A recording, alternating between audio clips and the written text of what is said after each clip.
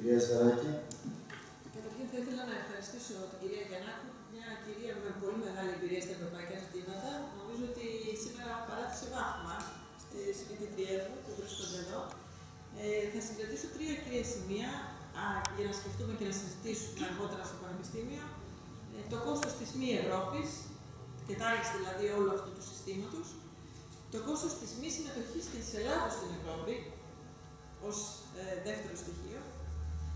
Και ως τρίτο στοιχείο, το ποια Ευρώπη, με την έννοια ότι πριν όλοι εσείς που τελικά θα αποφασίσετε και πιστεύω ότι πρέπει να αποφασίσετε να πάτε να ψηφίσετε, αντί να ρίξετε μια χαλαρή ψήφο για τα ευρωπαϊκά ζητήματα, θα πρέπει να καταλάβετε ότι είναι πολύ καθοριστικό το ότι για την Ευρώπη του αύριο, το ποιο ακριβώς θα ψηφίσετε, ποια πολιτική ομάδα θα ψηφίσετε. Και από τη στιγμή που έχουμε έχουμε αντιπροσωπευτική δημοκρατία στην Ευρώπη, θα πρέπει να διαβάσετε καλά τα μανιφέστα των πολιτικών ομάδων σχετικά με το τι Ευρώπη ευαγγελίζονται, ποια Ευρώπη θέλουν. Όσον αφορά το ζήτημα της εκπαίδευσης, είναι σίγουρο ότι είναι κρίσιμο στη διαμόρφωση και της κοινωνίας των πολιτών και στη λειτουργία της δημοκρατίας και στη λειτουργία της ίδιας της Ευρώπης. Και όσον αφορά στην Ελλάδα, πιστεύω ότι έχουμε ένα πολύ υψηλό επιστημονικό δυναμικό, χάρη στην προσπάθεια πολλών ανθρώπων, μεταξύ των οποίων και η κυρία Γιαννάκου, το οποίο δυστυχώς δεν αξιοποιείται. Δυστυχώς δεν έχουν γίνει διαρθρωτικές εκείνες αλλαγές για να. Μια δημοσιογραφική εκπομπή. Κυρία Γιαννάκου, ελπίζω να τη χαρήκατε τη συζήτηση. Και πάλι θα διαλέξει όμως μεταξύ.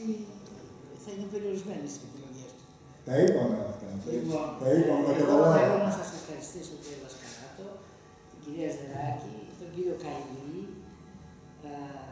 Θέλω να ευχαριστήσω τον κύριο Λίνα και τους φοιτητές μας που δείχνουν πραγματικό ενδιαφέρον. Και να σας πω ένα τελευταίο, γιατί είναι σημαντικό. Προτελευταίο, γιατί έχω κάτι κατά νου για το. Πήγα στα Γιάννενα μαζί με τον πρόεδρο της Δημοκρατίας, θέλαμε να με τιμήσουν από τα γενικά αρχεία του κράτους. Και έρχεται ένα κορτσάκι 14 χρονών, εξαιρετικά καλοπαγμένο, και μου λέει: κυρία Γιαννάκου, εσείς έχετε κάνει αυτά και αυτά.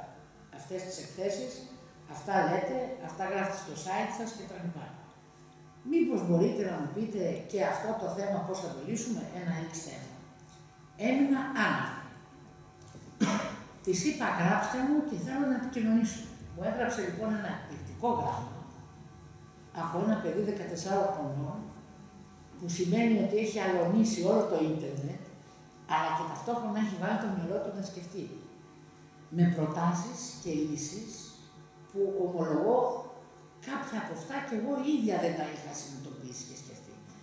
Έχει τεράστιο. Λόγω που θα παραπολύσετε τη συνέντευξη τύπου. Θα σας τα πω με talking points. Και πώς φτάσατε σε αυτό? Τα ευρωπαϊκά πολιτικά κόμματα αυτή τη στιγμή είναι διεθνείς μη κυβερνητικές οργανώσεις στο Βέλγιο, που πληρώνουν φόρο 45% και που δεν μπορούν να μετράνε ως διεθνείς μη κυβερνητικές οργανώσεις. Πριν από 3 χρόνια, εγώ πήρα μια έκθεση για να κρίνω τη χρηματοδότηση των ευρωπαϊκών πολιτικών κομμάτων, διότι τα τελευταία 10 χρόνια αυτές οι μη κυβερνητικές οργανώσεις χρηματοδοτούν. Και μέσα εκεί ανέπτυξα τη θεωρία ότι δεν μπορεί, είναι ντροπή να παραμένουν τα ευρωπαϊκά πολιτικά κόμματα έτσι, και πρέπει να τους δοθεί ένα στάτους, ακολουθώντας τη συνθήκη της Λισαβόνας που μιλούσε για ένα regulation, γενικά ένα κανονισμό. Έπρεπε να πείσω και την Ευρωπαϊκή Επιτροπή. Πράγματι, μετά από πολλές συζητήσεις με τον αντιπρόεδρο της Επιτροπής, τον Μάρος Σεύκοβιτς, ο οποίος είναι Ούγγρος, μου υποσχέθηκε ότι θα το βάλει στο πρόγραμμα της Επιτροπής. Το έβαλε στο πρόγραμμα της Επιτροπής και αρχίσαμε τη συζήτηση μέσα στο Κοινοβούλιο, καταλήξαμε στην Επιτροπή Συνταγματικών Υποθέσεων, ήρθε το Συμβούλιο και αρχίσαμε τον τρίλογο και εκεί κολλήσαμε 1,5 χρόνο η Ιρλανδική Προεδρία και η Λιθουανική Προεδρία. Θα συμβεί, υποχρεωτικώς θα αναγκαστεί να προτείνει το Jean-Claude Juncker. Αν βγει πρώτο το Σοσιαλιστικό Κόμμα, υποχρεωτικά θα προτείνει τον κύριο Σούλτς. Δηλαδή θα αναγκαστεί το Ευρωπαϊκό Συμβούλιο να ακούσει τη φωνή των πολιτών. Αυτό είναι πολύ μεγάλη υπόθεση.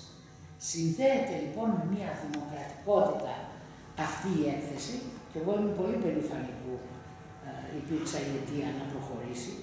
Και επίσης υπάρχει και ένα άλλο μικρό μυστικό πολύ ενδιαφέρον. θα μπορούν οι πολίτες οι Ευρωπαίοι να γίνονται μέλη των ευρωπαϊκών κομμάτων χωρίς να περάσουν μέσα από τα εθνικά κόμματα, κατευθείαν. Να έχουν πληροφόρηση, να συμμετέχουν δια αντιπροσωπιών τους στα συνέδρια κτλ. Δεν ζητάμε περισσότερα χρήματα, το τονίζω. Δηλαδή από αυτά που παίρναν μέχρι σήμερα δεν θα πάρουν παραπάνω. Τα χρήματα θα τα παίρνουν από το Ευρωπαϊκό Κοινοβούλιο και θα ελέγχονται από το Ελεγκτικό Συνέδριο. Και αν δεν τηρούν τις αξίες και τις αρχές της Ένωσης, γιατί θα υπογράψουν ένα χαρτάκι που λέει ότι τις σέβονται, όπως αυτές περιγράφονται στην Ευρωπαϊκή Συνθήκη, θα μπορούν και να διαγραφούν. Και επειδή είναι Παρασκευή και πρέπει να αφήσουμε και τους ανθρώπους εδώ στα κτίρια του Ευρωπαϊκού Κοινοβουλίου στην Αθήνα να κάνουν το Σαββατοκύριακο